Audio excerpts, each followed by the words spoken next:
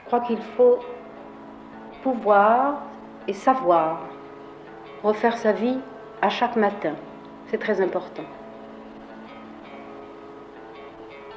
Il faut savoir aussi refaire l'amour à chaque matin. Je veux dire par là que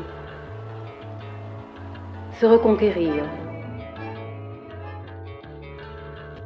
Bienvenue à toutes et tous dans le 4e épisode du Bel Âge. Cet épisode ne pouvait pas mieux commencer qu'avec la voix de Barbara. Mais aujourd'hui, c'est Maya que je vous présente. Toutes les deux, on s'est rencontrées il y a peu de temps. D'abord sur Instagram, où on s'est très vite rendu compte qu'on avait les mêmes sensibilités. Et puis on se reconnaissait un peu l'une dans l'autre. On discutait de temps en temps, et puis je lui ai rapidement proposé d'être dans le podcast. Alors, elle a pris un train, et puis elle est venue chez moi, à Lille. On a parlé toute l'après-midi, en mangeant des faritas, en buvant du thé et en se racontant nos vies. Je suis heureuse que vous la découvriez parce que j'aurais pu papoter avec elle toute la soirée, et bien plus, tellement elle est passionnante. Parce qu'on a notamment parlé d'envie de faire du cinéma, de charge émotionnelle, et puis de confiance en soi. J'espère sincèrement que l'épisode vous plaira. Bonne écoute. Moi, je suis arrivée en terminale, j'ai fait une terminale ES, et je voulais faire du cinéma. Je savais pas encore exactement quoi, et j'avais pendant très longtemps, enfin jusqu'à ma première à peu près, je voulais être sage-femme, donc je m'orientais plutôt vers des études scientifiques. Puis en fait, j'ai vite compris en faisant de la physique chimie que c'était pas naturel du tout. Non, et puis surtout, j'ai fait un stage avec une sage-femme, etc. Bon, bref, par plusieurs expériences, je me suis rendu compte que ça allait peut-être déjà pas être les études où j'allais vraiment m'épanouir, et puis qu'à la fin, ça allait être aussi... que c'était un endroit où j'avais peut-être moins envie d'être, et je m'étais rendu compte que j'avais surtout envie d'être sage-femme, peut-être pour ce que je te disais, un peu l'obsession de la grossesse, la maternité, etc. Et puis aussi pour rencontrer des gens, et pour entendre des histoires de vie, et accompagner ces histoires-là, en fait, tout simplement. Et en matin, je sais pas pourquoi, je me suis décidé que ça allait plus être la médecine, mais le cinéma. Ce qui a étonné sans étonner tout le monde. Enfin, je n'ai pas trop souvenir d'avoir eu des « Ah bon ?» Enfin, si, bien sûr, des gens que t'as vu 2 fois dans ta vie et qui ont enregistré que tu voulais être sage-femme et qui, du coup, projettent sur toi toute une trajectoire. Et du coup, tu vas, ah bon, mais tu vas pas faire médecine. Oh, mais tu vas faire quoi? Mais le cinéma, mais c'est complètement bouché. Et bizarrement, enfin, non, c'est pas bizarre, en fait. Mais mes parents, ils étaient vraiment... ils ont toujours eu confiance, en fait. Ils ont jamais peur pour moi. Et du coup, c'était très naturel et ils m'ont dit, ah, trop chouette, quoi. Et donc là, j'ai un peu, comme je suis un peu control freak, et que j'ai toujours besoin de savoir où je vais, j'ai un peu cherché partout. Moi, j'ai un peu ruminé plein de papiers, plein de sites internet pour chercher ce que je voulais faire dans le cinéma parce que je savais que j'avais pas. Enfin, je me sentais pas très à l'aise avec la technique. Je me disais que tout ne pouvait pas reposer sur la réalisation. Puis de toute façon, je savais pas ce que je voulais faire comme film, et je savais pas trop ce que c'était. Puis je sais pas, un jour, je me suis dit en fait. Après avoir parlé à plein de gens, cherché et tout, je me suis dit, ok, moi ce que je veux faire, c'est accompagner des films, en faire naître et accompagner des auteurs, qu'est-ce que c'est? Et puis c'était producteur. Enfin, productrice, et donc je me suis dit, moi je vais être productrice. Et du coup, j'ai dit à tout le monde, je vais être productrice. J'avais jamais fait stage en production, j'avais jamais rencontré de producteur, et j'avais juste une idée de ce que ça pouvait être. Et du coup, voilà, donc je suis partie en terminale en étant très sûre de moi et en disant à tout le monde, moi je veux être productrice. Du coup, voilà, et en fait... quand tu décides de faire du cinéma, tu cherches un peu l'école ou les études que tu peux faire, et on te dit très vite que la fac, ça reste très théorique et que c'est assez flou. Enfin, ça a peu d'estime dans les paroles que les gens te disent, ce que je trouve peut-être un peu dommage. Et ce qui paraît le plus simple, c'est de faire une école privée, quoi. Parce qu'après, t'as les écoles publiques, mais les écoles publiques, on te dit tout de suite que les concours sont inatteignables et que c'est très compliqué. Mais les écoles privées, c'est très simple, tu te présentes, comme tu peux donner de l'argent, et tu rentres. Enfin, là, je vulgarise un peu, je l'ai pas faite, donc je peux pas dire toute la vérité dessus, mais je pense que c'est un peu ça. J'ai eu tellement de chance dans ma scolarité, je crois, surtout en terminale et en première, d'avoir des profs incroyables, quoi. Enfin, j'étais dans le plus mauvais lycée de mon département, et à chaque fois, j'ai eu des profs, mais c'était des anges gardiens, quoi. Vraiment. Et j'ai une prof de français avec qui je suis toujours en contact, qui est géniale, et qui m'avait dit, écoute, t'aimes beaucoup écrire, t'aimes beaucoup lire, t'aimes beaucoup le cinéma, il y a une prépa en Loire-Atlantique qui s'appelle Ciné-Sub, qui est à Nantes, moi je pense que c'est là-bas qu'il faut que t'ailles. Et moi j'ai fait, ah bon, une prépa, mais c'est quoi une prépa? Je savais pas du tout ce que c'était, et donc du coup j'ai un peu tenté, j'avais été voir les portes ouvertes, ça m'avait mis beaucoup la pression, donc je prenais les choses avec beaucoup de distance. Et en fait, fin de terminale, c'est marrant en fait quand je regarde la page de Parcoursup, on est obligé de s'inscrire, ça dit tellement de choses sur moi, quoi, parce que j'ai mis une fac de cinéma à Paris, une fac de gestion à Paris, j'ai mis une fac de droit à Nantes, j'ai mis une fac d'histoire, parcours européen, j'ai mis, qu'est-ce que j'ai mis d'autre ? J'ai mis 5 prépa lettres, bon, de toute façon c'est ce que je voulais faire, je n'avais pas Ciné-Sup, et puis à côté j'ai tenté Ciné-Sup, quoi. Mais quand je regarde ce truc-là, je regarde avec beaucoup de tendresse, parce que c'était de me dire, ok, en fait t'as le cinéma là où tu veux aller, là où tes parents et du moins ton entourage proche te soutient à fond, mais ça fait tellement peur, ça te fait un peu peur à toi et aussi tellement peur aux autres que tu mets plein de trucs pour montrer que en fait t'as 1000 portes encore ouvertes et tu veux les garder jusqu'à la fin de la fin, quoi. Et je les ai vraiment regardées jusqu'à la fin de la fin parce que je me souviens, il y a eu les résultats, je me souviens c'était le 22 mai, j'allais à la piscine et je vois que je suis prise partout et du coup toutes les portes sont encore ouvertes et je passe les concours de Ciné-Sup, donc en y allant... je savais pas ce que c'était, j'avais jamais fait d'option cinéma, vraiment je débarquais, donc c'était une analyse filmique, je l'ai faite comme si j'avais fait une analyse de texte en français, avec un vieux plan et tout, puis après c'était un oral, je suis repartie en me disant que c'était une chouette rencontre, mais je savais pas du tout sur quoi ça allait déboucher, quoi. Et puis j'ai été prise, et du coup je suis restée pendant une semaine, je me souviens, avec l'acceptation de Ciné-Sup et ces 10 projets, c'est 10 oui de Parcoursup, quoi. Et je me souviens vraiment, j'étais déléguée, je suis arrivée au conseil de classe et on faisait défiler tous les élèves en disant voilà, machin a choisi tel parcours, etc. Et puis à un moment, il est arrivé mon nom et ma prof principale m'a dit bon, et toi, t'as choisi quoi ? Et moi, je leur ai dit moi, je sais pas parce qu'en fait, j'ai Ciné-Sup et j'ai blablabla, et je sais pas quoi choisir, quoi. Et en même temps, j'avais l'impression que si j'allais en prépa à Paris dans un très bon lycée, ma vie allait être complètement différente que si j'allais à Nantes en Ciné-Sup, quoi. Et mes profs m'ont dit mais t'as toujours voulu faire du cinéma, t'as la seule prépa de France en ciné qui t'attend, en fait c'est bon, quoi. Et moi j'avais toujours peur que les portes se ferment, mais je me souviens j'avais dit à un de mes profs, monsieur je fais quoi imaginez j'ai envie de faire, je fais une prépa lettres, moi je pourrais peut-être toujours faire du cinéma après, alors que si je fais une prépa cinéma et que j'ai plus envie de faire du cinéma, je fais comment ? Et il m'a dit un truc hyper vrai, il m'a dit tu prends le truc qui est le plus fou, et puis après tu pourras toujours faire quelque chose de plus classique. J'ai fait ok, j'ai fait Ciné-Sup.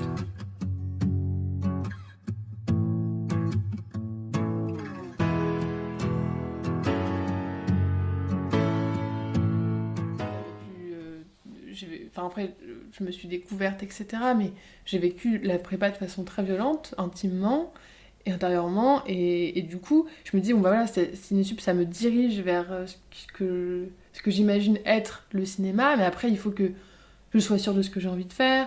C'est un métier où on me rappelle tous les jours que j'en vivrai pas. Tu vois, en fait, il y avait tellement il y avait tellement un avenir flou et lourd que je me disais, putain, c'est que le début, quoi.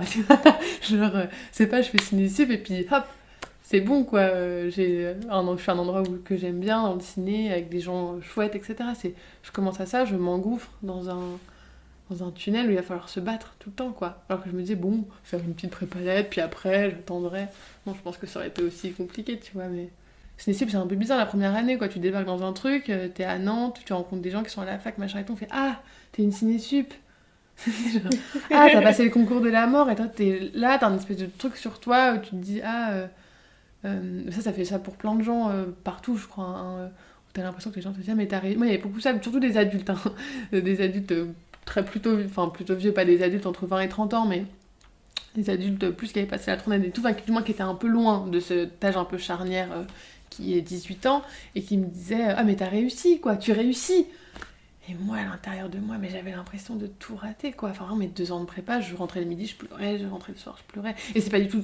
je suis un peu drama queen, peut-être, tu vois, mais quand je dis ça, c'est pas du tout en mode « Oh mon Dieu... » il faut pas du tout s'apitoyer sur mon sort, mais je pense que je l'ai vécu de manière très violente. Et moi, à l'intérieur de moi, j'avais l'impression de tout rater, quoi. Et j'étais en permanence dans la confrontation au regard de l'autre. J'avais besoin du regard de l'autre tout le temps, et en même temps, il me faisait trop du mal, tu vois. Et du coup, c'est d'autant plus violent, quoi. Je trouve.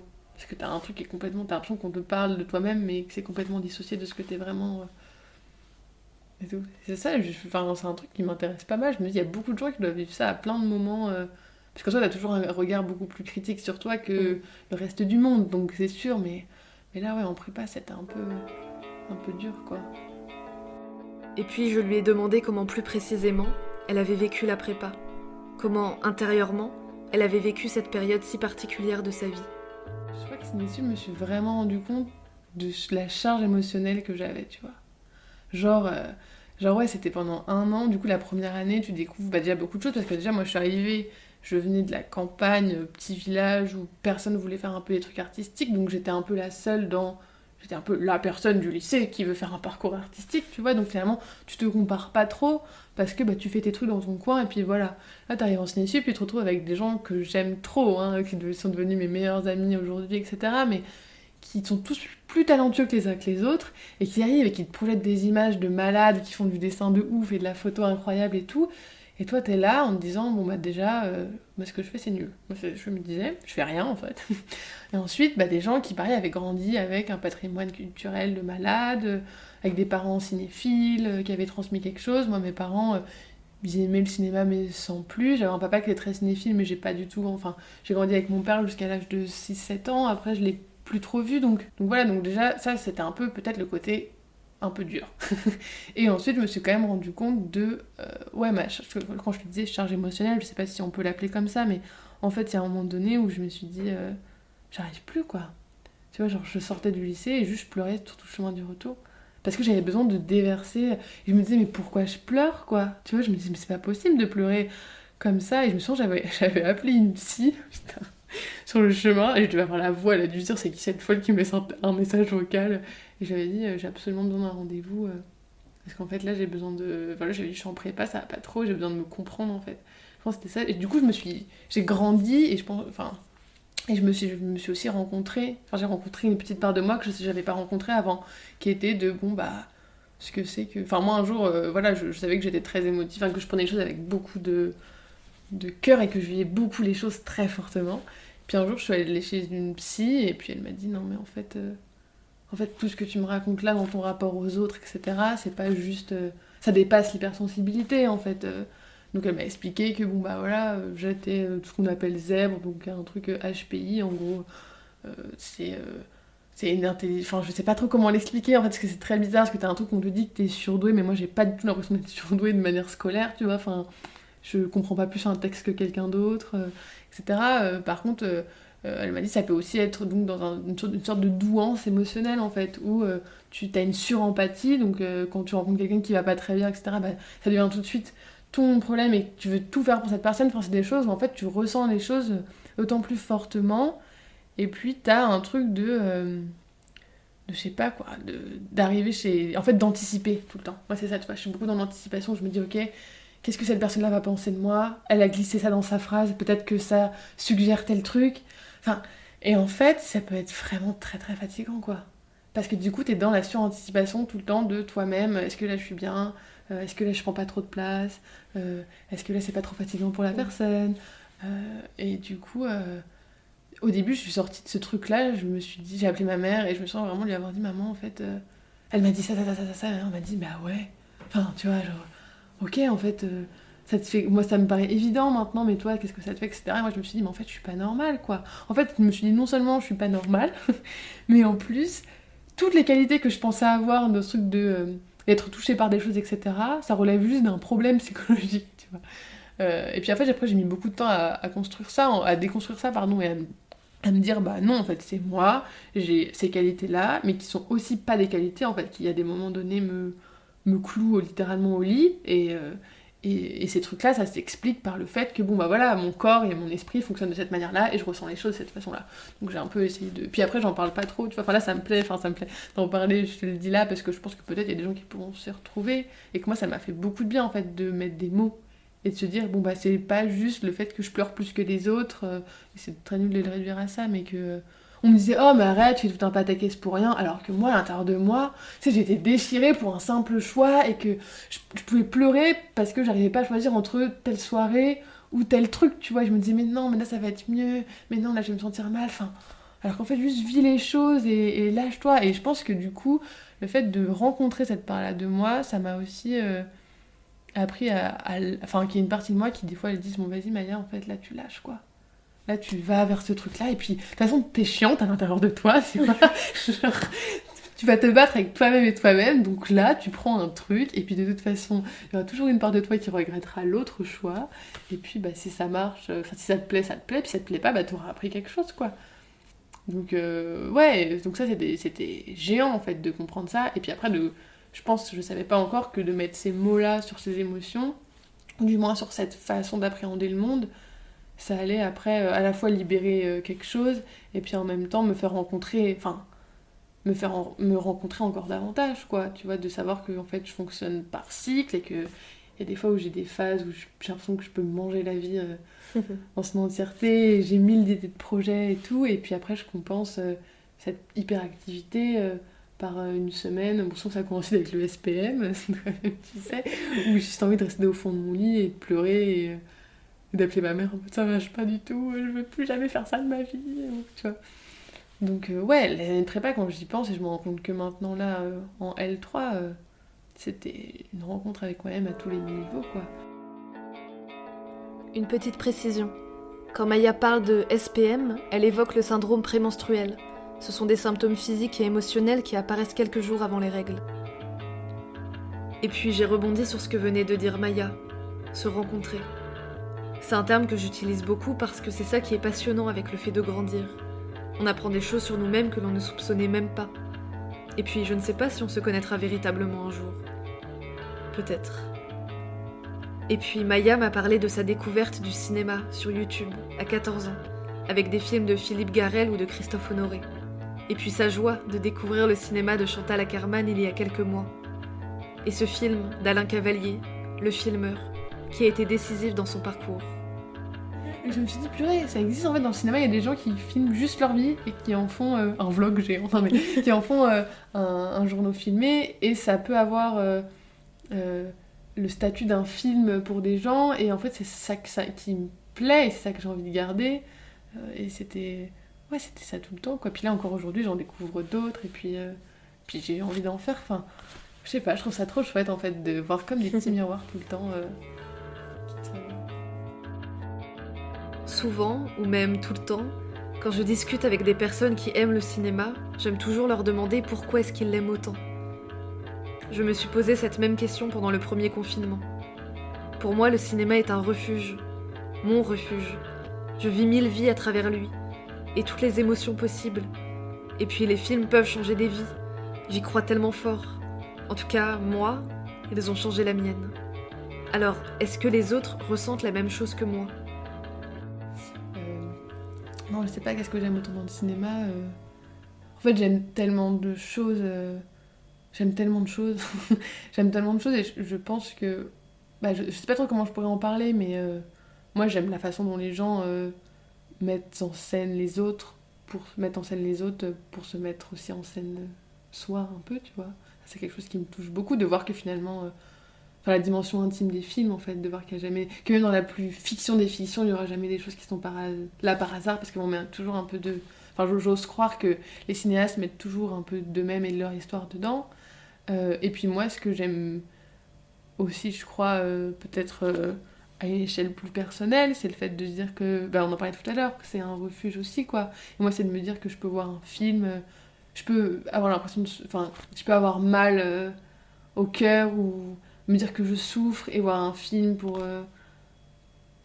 revoir cette souffrance-là et me cajoler un peu, enfin du moins tu vois que ça me... soit que ça réponde à ce que je ressente et que du coup ça me fasse avancer, soit au contraire avoir envie de voir totalement autre chose pour pouvoir aller mieux, enfin, et ça fonctionne pas toujours pour la souffrance, il y a des fois où je vais très bien et je me dis tiens j'ai envie de voir un film pour aller encore très très bien, tu vois. Enfin, je sais pas, peut-être que c'est très attendu ce que je dis, hein, mais c'est ce truc-là, en fait, où ça rentre toujours... déjà parce qu'il y a de la vie dedans, mais en plus, on met ce petit objet qui est le film dans sa propre vie, et du coup, ça s'entrechoque. Enfin, moi, en tout cas, c'est comme ça que je fonctionne, quoi. Ça s'entrechoque tout le temps, quoi. Et pour n'importe quelle situation dans ma vie, ou dans la vie en général, il y a toujours un film pour pouvoir l'éclairer, ou pour pouvoir la raconter, ou pour pouvoir la multiplier ou la disséquer, enfin il y a toujours quelque chose comme ça, et c'est pour ça que des fois je me dis oh là là, putain j'aurais dû naître en 1917, j'aurais eu toute l'histoire du cinéma devant moi, j'aurais dû naître là, puis je me serais fait 90 ans de vie en voyant toutes les étapes un peu importantes, et puis en fait je me dis mais aujourd'hui Non, c'est trop cool d'être né en 2000 et de pouvoir voir ce siècle de cinéma et d'avoir tout ça en fait pour pouvoir se chérir, aller mieux et grandir avec quoi. Donc ouais, je pense que finalement peut-être que si je devais réduire de manière peut-être un peu cliché, je dirais ce que j'aime le plus dans le cinéma, c'est la vie quoi, la vie dans le cinéma, avec le cinéma et par le cinéma. Je sais pas. C'est peut-être méga cliché, phrase Facebook. En rencontrant Maya, en se racontant nos vies, j'ai vite compris qu'elle avait un rapport particulier à la solitude. Alors je lui ai posé la question. Mon rapport avec la solitude... je la recherche beaucoup parce que, comme je te disais tout ça, je pense que c'est vraiment un truc de... Enfin, en fait, c'est tellement houleux, elle est tellement houleuse aujourd'hui, la question des hypersensibles, etc., que c'est très compliqué un peu d'en parler, d'avoir l'impression de mettre les mots justes, etc., et de d'ébranler les personnes, etc. Mais bon, du coup, je parle vraiment que pour moi. Moi, j'ai l'impression que être avec les autres, ça me demande beaucoup d'énergie.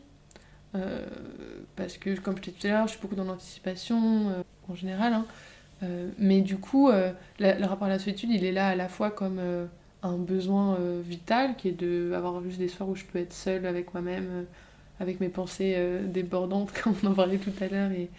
Et du coup, je suis pas vraiment seule parce que il y a encore les autres. En fait, il y a encore les restes des autres, il y a encore les restes des énergies des autres, il y a encore ce que j'ai pu ressentir pour les autres. Enfin, j'ai besoin d'un sas de décompression assez long, je crois, pour que je sois vraiment. En fait, je sais même pas, tu vois, si quand est-ce que je suis vraiment seule, parce que j'ai toujours l'impression d'avoir un truc autour de moi qui fourmille et tout, et ça, je me vois comme un apiculteur avec plein d'abeilles. Je sais pas pourquoi j'ai pensé à ça, mais ouais, je pense que du coup, je mets du temps à être vraiment seule. Et quand je suis seule, et il y a des moments où c'est génial, quoi. Où je me dis, ah putain, t'es quand même une sacrée nana, et j'aimerais bien être ton amie, tiens, soyons amis. Et puis, il y a des fois où c'est hyper compliqué, parce que du coup, tu te retrouves toute seule, et puis tu retrouves aussi tes, ouais, tes failles les plus... Enfin, ouais, tes failles les plus grandes aussi, quoi. Du coup, t'es vraiment face à toi-même, et là, il y a aussi un truc où bon, tu te dis, en fait, là, c'est bon, il n'y a plus d'enveloppe sociale. Tout ce que t'as pas envie d'avouer, peut-être avoue-le toi à toi-même. Tout ce qui te fait peur, peut-être dis-le toi. Enfin, tu vois, il y a un truc où t'as plus trop de filtres, quoi. Enfin, parfois, t'as quoi bon avoir du filtre pour soi-même. Enfin, tu vois. Et du coup, ouais, je crois que mon rapport je veux dire mon rapport à la mélancolie, mais non, mon rapport à la solitude, il est à la Joli fois... lapsus. Ouais. Il est à la fois... du coup, il est peut-être assez... ouais, je pense que j'ai un rapport assez mélancolique à la solitude, mais j'ai toujours adoré la mélancolie. Même quand j'avais 10 ans, je disais, mais maman, je ressens un truc en moi, c'est peut-être de la nostalgie. Et en fait, après, j'ai compris 3 ans plus tard que c'est de la mélancolie. Donc ouais, je pense qu'il est à la fois que j'aime vraiment être seule, que j'en ai besoin, et qu'à la fois, ça me fait très peur. Je pense que après, c'est ces 3 facettes-là, quoi.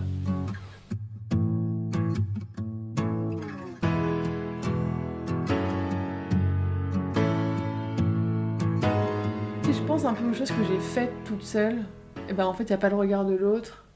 Et du coup, quand c'est des choses que j'ai faites 100% seule, et je les aime un peu, quoi. Genre, pendant le confinement, j'avais dû faire vraiment toute seule un film pour ma prépa. Et je crois que ce truc-là, il m'a beaucoup appris de me dire, en fait, ouais, t'étais toute seule devant ton ordi à monter, t'étais pas sous le regard de l'autre, et du coup, tu te comparais pas, et t'étais pas toujours là à dire, c'est bien ce que je fais, c'est bien ce que je fais. Et je pense que ça, pour mes potes, peut-être qu'ils écouteront le podcast, ils vont faire, putain, ouais.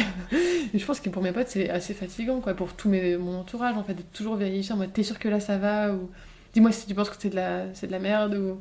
Et là, il y avait personne en fait pour me dire ça, et je voulais surtout pas le montrer. Je sais pas pourquoi d'un coup là, je m'étais dit, oh, tu vas faire ça toute seule, ma grande. Et je l'ai montré à personne et tout. Et quand je l'ai montré, en fait, j'avais un truc où je me disais, on peut le trouver dégueulasse ce film, il est pas mixé, il est mal monté. Moi, j'en ai rien à faire, je l'ai fait toute seule et j'ai fait pour moi et je l'adore. Et voilà, et là, je l'ai revu il y a 1 mois et je revois encore plus de défauts qu'avant, mais je l'aime toujours. Donc bon, un truc que j'ai fait toute seule, j'aime plutôt bien. Donc ouais, je pense que c'est ce truc là aussi où quand je suis toute seule, j'ai pas de filtre, plus aucun filtre, même si. J'en ai pas tant dans la réalité, mais en fait, j'ai pas de... Je crois pas que j'ai de filtre, enfin, je parle trop, mais j'ai pas de filtre, comment dire, je suis pas en train de me dire, ah, faut pas que je monte cette part-là de moi, faut pas que... Mais je cache beaucoup, je pense, une part de mes émotions, parce que j'en ai énormément, et que du coup, je me dis, on va pas trop déborder non plus sur les gens, tu vois.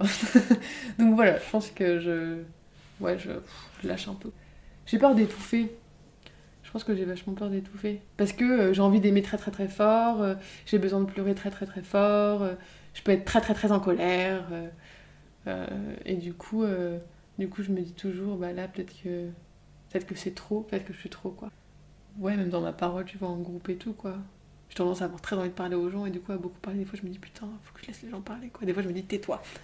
Tu parleras au bout de 10 minutes et à raison de 3 fois dans l'heure. Ouais, je sais pas. Mais c'est une question qui est intéressante. Mais je sais pas trop d'où ça vient, hein, parce que... Bah si, ça doit bien venir comme de tout le monde dans notre construction. Et tout ça, moi je pense que quand même quand j'étais petite, je devais être j'étais quelqu'un qui comprenait tout.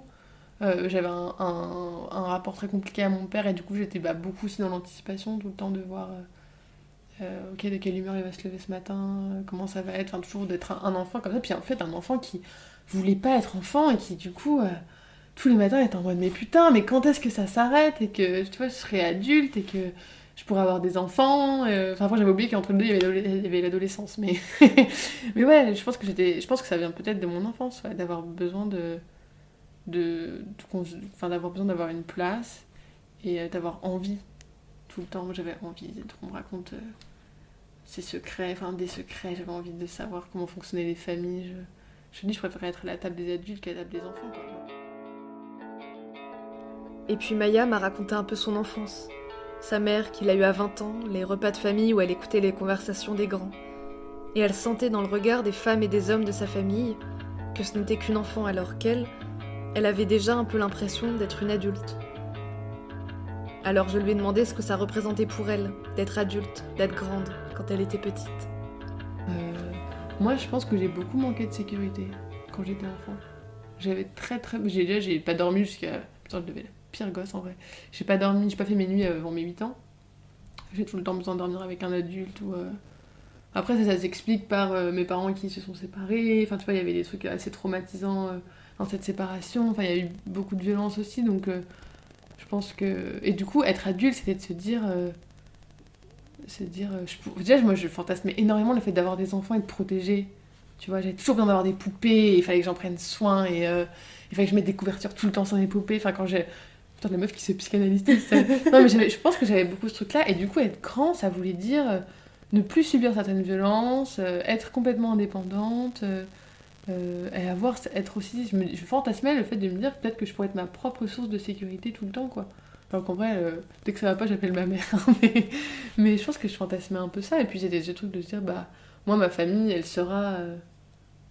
Enfin, je fantasme énormément le fait d'avoir un mari toute ma vie, un truc socle, stable. En fait, c'est ça. Moi, je pense que quand j'étais petite, j'ai manqué de sécurité, mais j'ai surtout manqué de stabilité. Parce que, comme je te dis, j'avais des parents qui m'ont eu très jeune et qui, du coup, étaient très jeunes. Et quand t'es très jeune, je le ressens maintenant, t'as envie de faire des choses différentes, t'as envie d'avoir plusieurs vies. Et parfois, la vie que t'as commencé à entreprendre à 20 ans, elle te va pas à 25 ans. Et c'est normal. Mais quand t'as des enfants, ça les bouleverse aussi, quoi. Ça ricoche. Et du coup, ouais, moi, je trouvais ça pas du tout stable.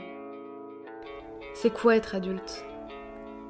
Je me rappelle d'une réponse d'Isabelle Nanty dans Remède à la mélancolie, qui disait qu'elle était devenue adulte à la mort de ses parents.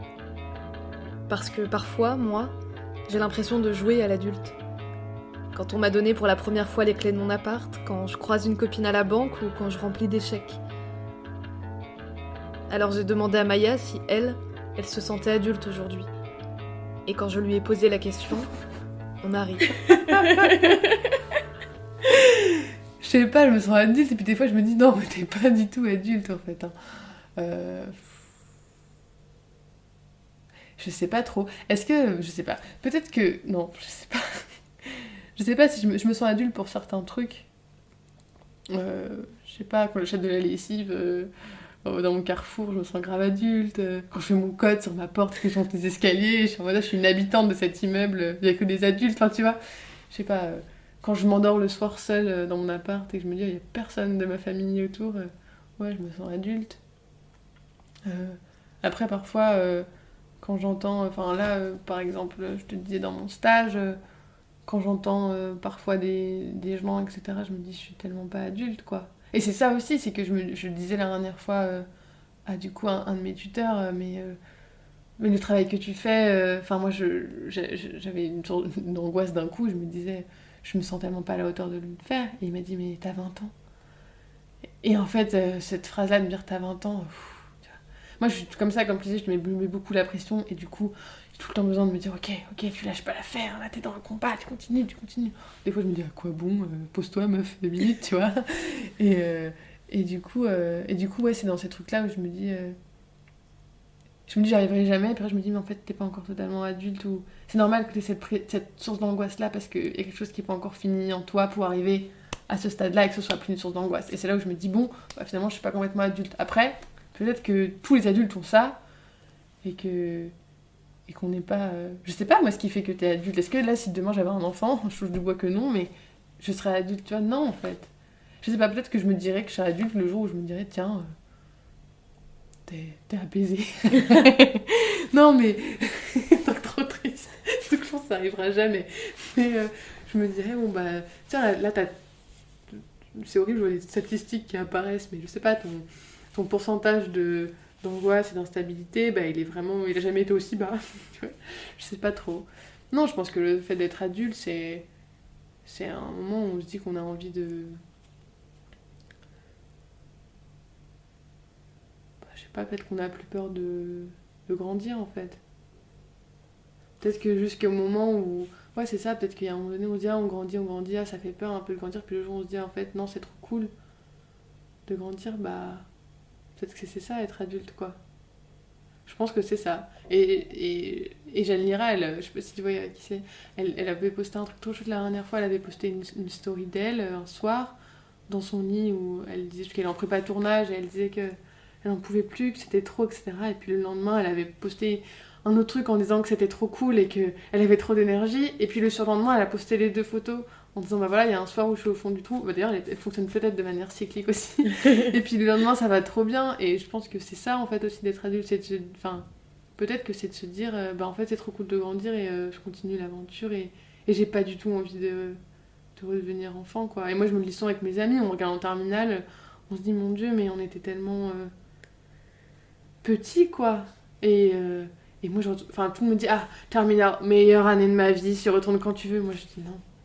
Non, en fait, tellement je me suis tellement rencontrée entre 2018 et 2021 que j'ai pas envie de reperdre tout ce que j'ai fait pour grandir et avancer, quoi. C'est bon, c'était déjà assez compliqué. Et puis j'ai demandé à Maya comment elle avait vécu le confinement, cette période si particulière que nous avons tous et toutes traversée. Est-ce que ce moment a nourri des réflexions en elle, des réponses à des questionnements? Est-ce qu'il l'a fait grandir? Bonne question. Je pense que ça m'a fait grandir. Après, moi, j'ai eu un post-confinement extrêmement violent. J'ai vraiment fait une dépression tout l'été après le confinement. Genre une vraie bonne dépression. Genre, tu te lèves en Corse un matin sur une plage avec l'eau transparente et tu pleures. Alors que t'as tout pour être heureuse, ta famille, des glaces, de la pastèque, enfin, tu vois, que les trucs que t'aimes, et en fait, tu sais pas pourquoi, t'avances avec une chape de plomb. Donc du coup, peut-être que c'était le post phase de grandir, la meuf qui parle trop mal, mais je sais pas pourquoi j'ai eu ce truc-là cet été-là après. Le confinement, moi déjà ça m'a fait beaucoup de bien parce que je préparais un concours, du coup le concours de la Fémis dont je parlais tout à l'heure, et j'avais besoin, ça allait trop vite quoi. J'étais en train de passer le premier tour et c'était... Le confinement est arrivé à la sortie du premier tour et j'avais besoin d'un stop quoi. Vraiment. Et du coup ça m'a fait du bien parce que tout s'arrêtait et moi j'ai un truc aussi où je culpabilise énormément quand je travaille pas. Et du coup, là comme plus personne travaillait, j'étais en mode trop bien, on est tous à la même enseigne et c'est ok de pas travailler, tu vois. Et du coup, tout était ok parce que de toute façon, on était un peu bouleversés de l'intérieur et de l'extérieur et que du coup, tout était ok quoi. Si j'avais besoin de regarder Gossip Girl, et ben je regardais Gossip Girl et c'était ok. Moi j'ai tenu même pas une saison. Hein. Puis j'avais envie de regarder que des films toute une journée, bah c'était ok. Et puis bon après j'ai recommencé quand même à mettre des injonctions, hein. Faut pas déconner quand même, le rien de tirer, il revient en galop, mais du coup, moi, je pense que le confinement, il m'a vraiment... il m'a fait énormément grandir dans ma réflexion sur le cinéma et sur le métier que j'avais envie de faire, sur ma gestion du temps, Puis en fait, il m'a aussi beaucoup fait me rencontrer, ça va la syntaxe, là parce que ouais, en fait, je me suis rendu compte que j'adorais avoir du temps pour moi et que, en fait, j'adorais avoir des journées où je pouvais juste écrire, lire, regarder des films, appeler des amis que j'aime... et puis j'adorais aussi être avec ma famille, que j'avais beaucoup de chance d'avoir une famille comme ça. un peu fait un point en fait, parce que ça arrivait après 2 ans de prépa, et de me dire que bah ouais, en fait c'était ok de dire que j'avais pas aimé, enfin que ça avait été la tornade pendant 2 ans, parce que c'était ok de le dire, et que ça allait être de moteur de dire ouais, Ciné-Sup c'était génial, j'ai tellement grandi sans mon désir de cinéma, oui, mais j'ai rencontré des gens super, etc. Mais en fait, c'est un moment où je me suis rencontrée, et ça a été très violent, et c'est ok en fait de le dire. Donc c'était un point un peu bilan, quoi, comme une étape pour dire bon, allez hop là, ça repart. Bon, après, petite dépression, mais après, ça repart pour un tour. Mais je pense que ouais, en fait, c'est marrant, tout à l'heure je te disais, je vais avoir 21 ans, j'ai trop le seum, j'ai rien fait de mes 20 ans. Bah, quand je repense, il y a 1 an pile où j'étais en confinement chez mes parents, je me dis j'avais peur de tout, quoi. Vraiment, j'avais très très peur l'année dernière, quoi. J'avais peur du cinéma, j'avais peur de ma vie amoureuse, j'avais peur de... J'étais très dépendante affectivement de plein de gens, enfin... Et je pense que ça a enclenché un processus que j'ai poursuivi toute l'année, qui était de bon, bah maintenant tu vas apprendre à être. Mais dis donc, on revient en question et tout. Tu vas apprendre à être seule, et à pouvoir, non pas être seule sur le moment, mais à apprendre à te dire que tu peux être seule dans ta vie, et te détacher des gens, et que tu peux pouvoir vivre toute seule sans avoir besoin qu'on te dise tous les jours je t'aime, c'est super ce que tu fais, continue. Tu vois. Donc ouais, je pense que j'ai peut-être pas tant grandi pendant le confinement que enclencher des processus de réflexion intérieure, et aussi des luttes intérieures, etc. Pour l'année à venir, en fait. Moi, je pense que je fonctionne beaucoup par saison ou par année. Le confinement a fait naître beaucoup de choses. La preuve avec cette idée de podcast qui est née en mars 2020. Mais Maya voulait rajouter quelque chose, et je suis 100% d'accord avec elle. Oui, c'est un truc que je veux dire, c'est que moi je pense que aussi ça a été un endroit de réflexion, et ça a été la naissance de plein de choses, mais aussi parce que j'appartiens à une sphère aussi très privilégiée, je pense, et qu'en vrai de vrai, j'avais le temps pendant mon confinement. Enfin, mes préoccupations, c'était mes émotions, ma famille et mon entourage, et vérifier que tout le monde allait bien, mais surtout lire, regarder des films, et j'avais des amis qui me faisaient des courses et qui déposaient les courses devant ma porte, et tu vois, enfin, il y a aussi un truc, parce que la situation économique de mes parents, etc., permettait que ce soit cool, quoi, et que ma mère me dise encore, oh là là, c'était tellement bien le confinement, tu vois, alors que, en vrai, au fond, on sait que c'était horrible pour plein de gens, et que, enfin, moi, je pense à tous nos chers camarades en crous et tout, enfin, c'était hyper dur, en fait, cette période-là, je pense qu'elle a aussi détruit plein de choses chez plein de gens, outre la naissance, quoi. Et pour terminer chaque épisode, je pose 2 questions à mon invité. La première, c'est le film, la chanson, l'artiste, la peinture, etc. qui l'a aidé à se construire. On a toutes et tous une œuvre qui nous a marqués, aidés, accompagnés. Et ma seconde question, c'est la recommandation culturelle de mon invité. Ça peut être n'importe quoi, un projet, un spectacle de danse, une pièce, un livre, un film, etc. fait par un ou une jeune ou qui traite de la jeunesse. Il y a un truc qui a été un tournant, je crois... Ça a été un tournant, parce que c'était à la fois un moment de ma vie où je ne voulais plus être sage-femme, mais où je voulais faire du cinéma. Et du coup, je commençais à vraiment m'intéresser à ce que c'était que de créer. Et du coup, c'est arrivé vraiment à ce moment-là. Et après, ça a compté, et ça m'a toujours suivi tout le temps. Et du coup, je pense que je garderai vraiment un amour et quelque chose de très fort pour Niki de Saint-Phal. Je me souviens, j'étais en 3ème, et je devais faire le truc pour le brevet d'histoire de l'art. Et je sais pas pourquoi je l'ai fait sur elle, parce qu'elle passait au Grand Palais. Et il y avait une grande expo sur toute sa vie, toute son œuvre au Grand Palais. J'y suis allée avec mon papa, je crois que c'est la seule expo que j'ai fait avec lui. Et bref, c'est un moment hyper important, parce que j'ai vraiment vu en fait qu'on pouvait créer avec sa vie, quoi. Et qu'on pouvait à la fois créer à partir de sa vie, et en plus créer pour se sauver, quoi. Et Niki de Saint-Phal, c'est un peu ça, c'est un peu... quelqu'un qui a été détruite dès son enfance en étant violée par son père, et qui du coup avait déjà quelque chose de très violent dès le début, quoi, et une rage vraiment qu'elle pouvait pas contenir, et qui après qui a vécu des choses vraiment très très dures, mais toute sa vie elle a créé toujours en faisant ce va-et-vient entre envie artistique et autobiographie, et c'est quelque chose qui m'a suivi tout le reste de ma vie, quoi. Depuis mes 14 ans, c'est toujours des œuvres ou des démarches artistiques qui comptent énormément. Enfin, j'aime profondément le cinéma, mais moi, dès qu'il y a un rapport autobiographique ou au réel plus fort. Ça prend une autre dimension. Donc du coup, ouais, je crois que c'était le début d'une grande aventure. Non, mais vraiment, c'est quelqu'un qui... je me suis vraiment regardé les tirs, les murs des tirs. Je sais pas si tu vois ce que c'est. C'est sublime. Bah, du coup, Niki Safal, elle a fait vraiment plein de choses. Elle a fait un peu d'art vidéo, elle a fait des nanas, qui sont l'œuvre pour laquelle elle est le plus connue, qui sont des grandes poupées, des grandes femmes très grandes, et qui explosent complètement les normes du corps féminin, et qui sont peintes de toutes les couleurs, etc. Et du coup, elle a fait les murs des tirs, qui est une de ces œuvres, je pense, qui m'a le plus marqué. C'est des panneaux de plâtre où elle cachait plein de poches de peinture à l'intérieur. Par-dessus, elle recouvrait avec plein d'objets, donc c'est comme des tableaux en fait, donc qui symbolisaient ce qu'il a traversé en ce moment, ce sur quoi elle avait envie de tirer, quoi. Toutes ces colères, donc t'as un moment, t'as beaucoup d'hommes, t'as des hommes, t'as des femmes, t'as des figures politiques, des objets qui symbolisent quelque chose pour elle, etc. Et ensuite, elle se mettait à 15 mètres, elle prenait une carabine et elle tirait des plombs sur tous les murs. Et donc elle a fait un manifeste comme ça où c'est je tire sur mon père, je tire sur les hommes, enfin tu vois.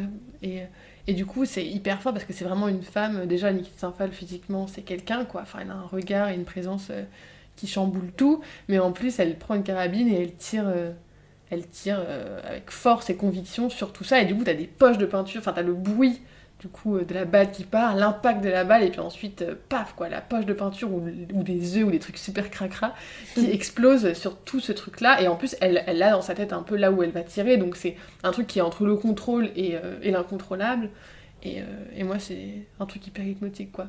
Donc vraiment je vous le conseille, sur YouTube c'est disponible, faut taper les tirs Niki Saint-Phal, et puis en plus Niki Saint-Phal elle a un phrasé qui est hyper intéressant à écouter, et elle dit toujours des choses fabuleuses, donc franchement, je vous conseille. Et il y a une BD sur elle qui est absolument géniale. Voilà, ça fait une petite minute Niki. Elle s'appelle quand même Catherine Marie-Agnès de Saint-Phal. Hein. Ouais, c'est son vrai nom. Et moi, je trouve que c'est important parce que je trouve que ça montre deux facettes de sa personnalité qui sont chouettes, quoi. Niki et Catherine Marie-Agnès. Une petite incise. J'ai découvert Niki de Saint-Phal il y a très peu de temps. C'est grâce à Morgane Hortin, que j'ai déjà citée dans le premier épisode du Bel Âge. Elle a fait une lecture d'une lettre de Niki de Saint-Phal qui date d'octobre 1991 sur son Instagram. Ici, Niki s'adresse à son ami imaginaire Pontus. J'ai voulu vous en lire un extrait parce qu'il montre bien comment était cette femme qui est née en 1930. Je voulais que le monde extérieur aussi devienne mien. Je compris très tôt que les hommes avaient le pouvoir et ce pouvoir je le voulais. Oui, je leur volerai le feu. Je n'accepterai pas les limites que ma mère tentait d'imposer à ma vie parce que j'étais une femme. Non, je franchirai ces limites pour atteindre le monde des hommes qui me semblait aventureux, mystérieux, excitant. Ma nature optimiste m'y aida.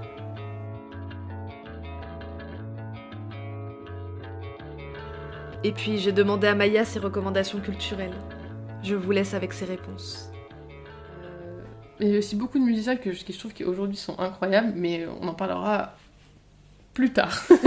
Non, en film, moi il y a un film qui est... Le premier que je pense dont je vais parler, c'est un film qui s'appelle Trop d'amour, qui est réalisé par Frankie Walasch, j'espère ne pas écorcher son nom, qui va sortir là dans les prochains mois, je pense, que j'ai vu en avant-première, et qui est un film... absolument fantastique du coup c'est Frankie, je crois qu'elle a 26 ans, elle fait du théâtre et là elle s'est mise au cinéma pour raconter l'histoire de sa grand-mère qui est une rescapée des camps de concentration, mais surtout moi je trouve que ce qu'elle raconte c'est quelle place a cette mémoire là, et du coup cette figure féminine là qui n'est pas des moindres, et la place de cette mémoire à la fois de la grande histoire et de la... Enfin comment cette mémoire de grande histoire, du coup d'histoire nationale devient... une histoire, a une place dans une histoire intime, et quelles répercussions ça a sur toutes les générations, et quelles répercussions ça a aussi sur elle, du coup deuxième génération, puisque son père entre sa grand-mère et elle, et donc c'est un peu c'est entre la fiction et le documentaire, enfin le film joue beaucoup avec les frontières poreuses du docu et de la fiction, et c'est vraiment génial, c'est à la fois hyper tendre, hyper fort, et moi ça m'a beaucoup touchée parce que aussi j'ai un papa qui est algérien, et du coup j'ai cette histoire aussi de la guerre d'Algérie, etc., qui vient se frotter à la mienne, mais je trouve que ouais, ça pose beaucoup de questions sur histoire et mémoire, et sur surtout nous, en fait, comment on fait pour grandir aussi quand on a plus que... Enfin, que notre histoire familiale dépasse juste notre histoire familiale avec ce qu'on sait déjà, ce que c'est que d'avoir une histoire familiale, mais quand ça vient toucher à d'autres choses. Donc je le conseille vivement, et en plus, je trouve ça fou et trop chouette de faire un film, et d'oser faire un film comme ça à 26 ans. Et ensuite, ça c'est 3 films. La meuf qui est horrible. Non, je vais conseiller Les Ogresses de Zoé Ladé et Je ne suis pas malheureuse de Laïs Descasteurs. J'espère pareil ne pas écorcher leur nom. Et ça, c'est 2 films qui ont été faits à un an d'intervalle. Le film de Laïs a été fait avant le film de Zoé. Et je les rapproche parce que c'est des films qui s'attachent à raconter le quotidien d'une bande, d'elles-mêmes avec leur bande de copines pendant un temps donné. Donc le film de Laïs, Je ne suis pas malheureuse, c'est pendant 4 ans, je crois, où elle prend des images comme ça tout le temps. Et je crois que Zoé, c'était sur une période plus courte l'année dernière. Et bref, leurs films ont aussi des singularités, etc. Mais je pense que j'avais envie de les rapprocher parce que c'est 2 œuvres que j'ai vues à peu près en même temps et qui nous racontent en fait. Mais vraiment quoi. Quand j'ai commencé par voir le film de Zoé, je me suis dit, mais putain, on est là, quoi. Enfin, on peut être... En fait, on se ressemble tellement, et c'est ça, je pense, qui est hyper fort avec notre génération, on en parlait tout à l'heure aussi, de ce truc de avoir envie de faire sauter toutes les lignes, et de faire corps tout le temps, et d'avoir aussi cette force du collectif, quoi. Enfin, je sais pas toi comment t'es avec ta bande d'amis, moi j'ai une bande d'amis où quand je suis avec, j'ai plus peur, je suis dans le présent, et il y a un truc où... plus rien d'important, c'est de toute façon on se comprend et on vit tous les mêmes choses en même temps, et du coup ce film c'est vraiment ça en fait, c'est de voir que on n'est pas seul et que en fait on chiale tous avec du houmous dans la bouche en pensant à notre chagrin d'amour, et qu'on a toutes et tous aussi ce truc entre avoir confiance en l'avenir et en même temps terriblement peur et plein de doutes, et j'en dis pas plus, mais ces 2 films c'est vraiment des pépites, donc je vous les conseille. Et le dernier film se rejoint un peu, ça s'appelle Matt et les gravitantes de Pauline Pénichou, et ça va sortir je pense bientôt, et c'est un film qui a beaucoup traversé les festivals dernièrement, et c'est génial en fait. C'est une fille qui va filmer pendant pareil une période un atelier d'auto-gynécologie à Nantes, et du coup des femmes qui pendant les soirées etc se retrouvent pour pratiquer entre elles, donc elles sont à 4-5 sur un lit en train de s'explorer quoi, pour pouvoir se réapproprier son corps, et aussi se détacher de on sait tous ce que c'est que d'aller chez toutes les personnes menstruées savent ce que c'est d'aller chez le gynécologue quoi, et du coup et c'est hyper fort, en fait vraiment c'est hyper fort, et je saurais même pas là en fait te dire avec des mots ce que ça m'a fait de regarder ce film, parce que j'ai l'impression que c'était que au niveau du corps quoi, et je pense qu'on a peut-être tout ce truc là toutes et tous ce truc-là, nous, personnes avec des appareils génitaux du type vulve, je sais pas comment on peut dire, mais bref, et du coup il y a vraiment un truc de dire que en fait notre corps est aussi archi puissant, et ce film-là remet vraiment à sa place ce que c'est que d'avoir un corps archi puissant, et de l'essayer de l'aborder par soi-même, et de pas donner ce pouvoir du toucher, etc. À quelqu'un d'autre, quoi, et être pleinement conscience de son corps, et il est fou. Et merci. Merci beaucoup à toi Louise de m'avoir invitée dans ta petite cabane lilloise. Et puis merci d'avoir pris le temps et l'énergie de créer le bel âge. C'est vraiment chouette et précieux. Merci à toi, parce que je pourrais t'écouter pendant des heures. Et longue vie au bel âge. Moi j'ai trop envie que ce spectacle, j'aime bien que ce soit un spectacle ait une longue vie, et que tout le monde puisse parler, que tu rencontres plein de gens et tout, c'est trop trop chouette. Et quand on aura 86 ans, nous on aura des podcasts à réécouter, tiens. Ah, quand on était jeunes. Mais non, mais on se sera pleinement rencontrés à 86 ans. T'imagines comment on se connaîtrait? On pourra dire j'aime pas sur 1 milliard de trucs. Enfin, moi je pense que je serais toujours en contradiction. J'aime parce que, j'aime pas parce que. Vas-y. Merci tellement à Maya d'avoir pris le temps de venir me voir et que l'on se rencontre. C'était un bel après-midi à manger et à parler, et ça fait vachement de bien. Merci beaucoup d'avoir écouté cet épisode. Le prochain arrive dans 3 semaines, le vendredi 25 juin. Le temps pour moi de flâner dans un festival de cinéma, de voir la mer, de profiter des amis, de continuer à enregistrer des épisodes et à chercher du travail. Bon, j'avoue, c'est surtout ça la raison principale. D'ici là, vous pouvez toujours écouter les 3 autres épisodes qui sont déjà sortis. Vous pourrez découvrir Camille, Lucie et Carole. Moi, je reste active sur Instagram si vous voulez m'envoyer un message ou si vous avez des questionnements. Si l'épisode vous a plu, n'hésitez pas à le partager sur les réseaux sociaux et à en parler autour de vous. Vous pouvez aussi vous abonner au compte Instagram du podcast, @lebelhpodcast, tout attaché, belle B-E-L. J'y partage l'actu du podcast et puis plein de recos cool, donc venez. Et puis il y a toujours l'adresse mail lebelhpodcast, pareil, tout attaché, @gmail.com. Si vous écoutez ce podcast sur YouTube, n'hésitez pas à vous abonner à la chaîne. Il y a plein de playlists musicales, de courts-métrages, de concerts, de vidéos qui font du bien. Alors si un soir vous êtes en manque d'inspi, vous pouvez toujours piocher là-dedans. Si vous l'écoutez sur Spotify, c'est la même chanson, vous pouvez vous abonner. Et puis sur Apple Podcast, n'hésitez pas non plus à laisser un avis et à le noter. 5 étoiles, c'est toujours chouette, c'est pas grand-chose, mais ça aide beaucoup pour le référencement.